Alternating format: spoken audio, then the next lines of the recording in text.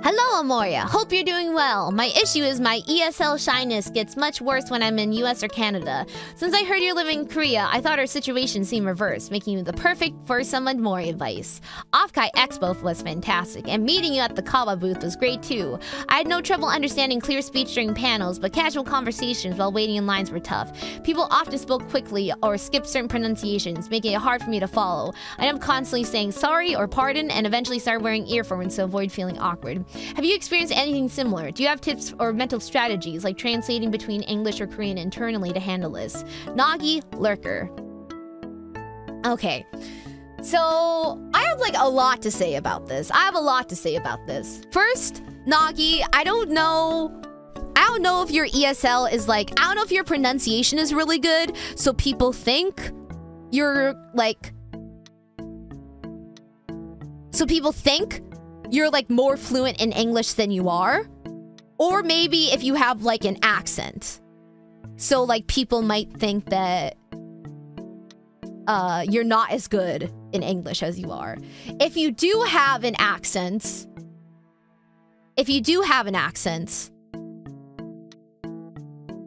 I would say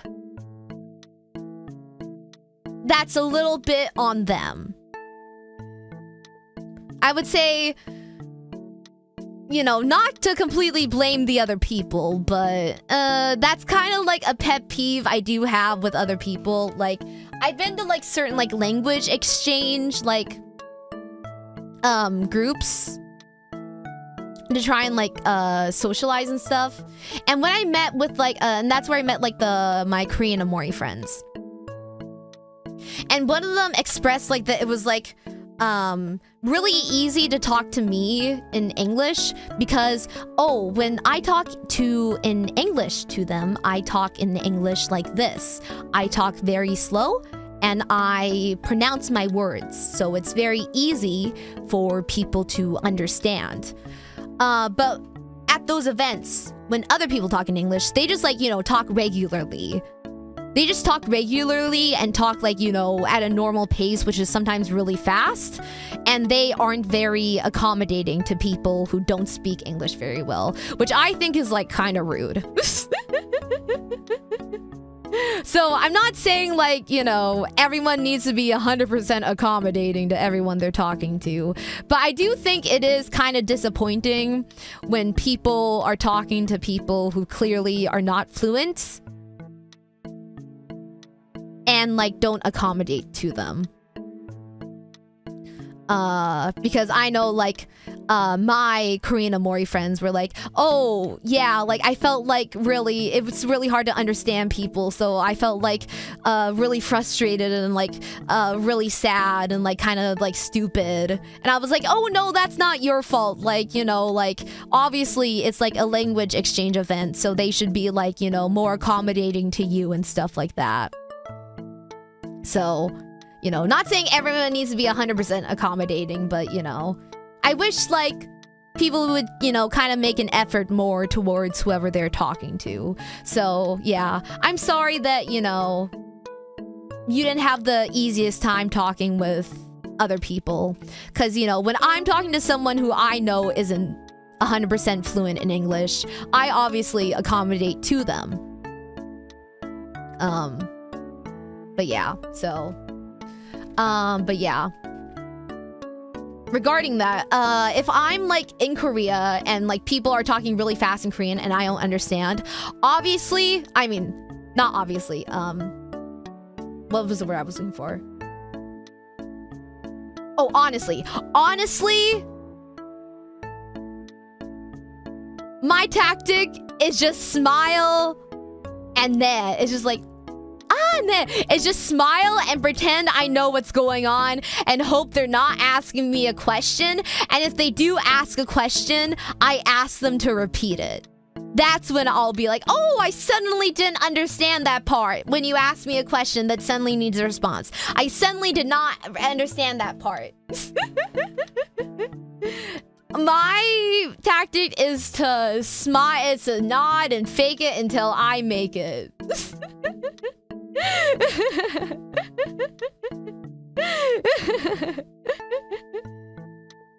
That's how I get through conversations, is to just fake it till you make it and ask them, and when you need to respond, ask them.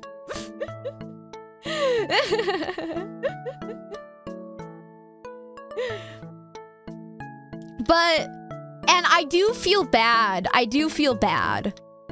But, like, you do have to think about it from the other perspective as well. Like, when my friends want to practice English, and they're like, I'm sorry, I didn't understand, like, could you repeat it? Like, I never feel bad or annoyed at having to repeat something in English to them, or having to explain something to them.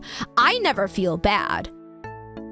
And, like, you know, Nagi, I'm not sure, like, you know, I'm sure you've probably had some situations where, like, maybe you've had to, like, explain something, you know, in, like, you know, Korean or something.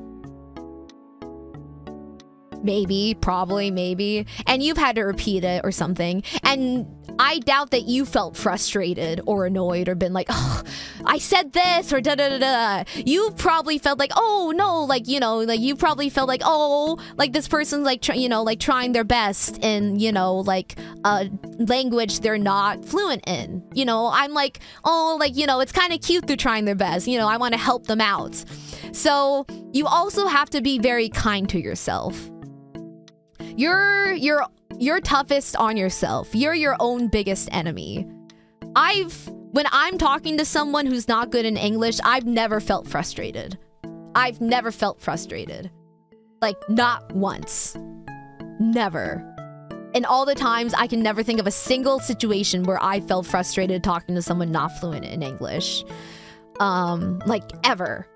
Like, I've always felt, like, very endeared. I've always been like, you know, like, oh, it's like really cute, or I've been more than happy to explain, because I thought, like, you know, it's like, you know, kind of cute or like kind of sweet. You know, I felt frustrated, like, you know, like teaching or explaining other things, but never with language. So you also have to, like, give yourself that grace and understand, well, you might feel awkward. The other person probably doesn't feel awkward.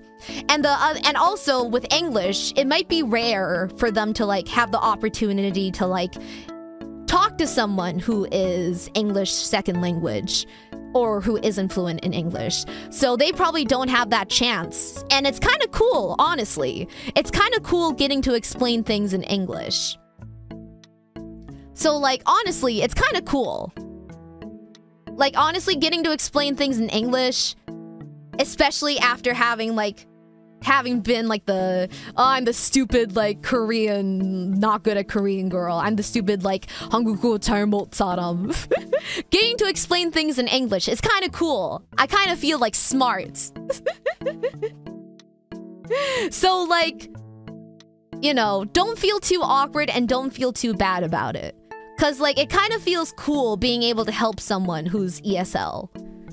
So give yourself some grace. You're not as much of a burden, and you're not making the situation as awkward as you probably feel like you are. So yeah. So those are my strategies. Give yourself some faith, or give yourself some grace. You are your own toughest, like, you are the toughest on yourself. No one else will be as tough on you as you are on yourself.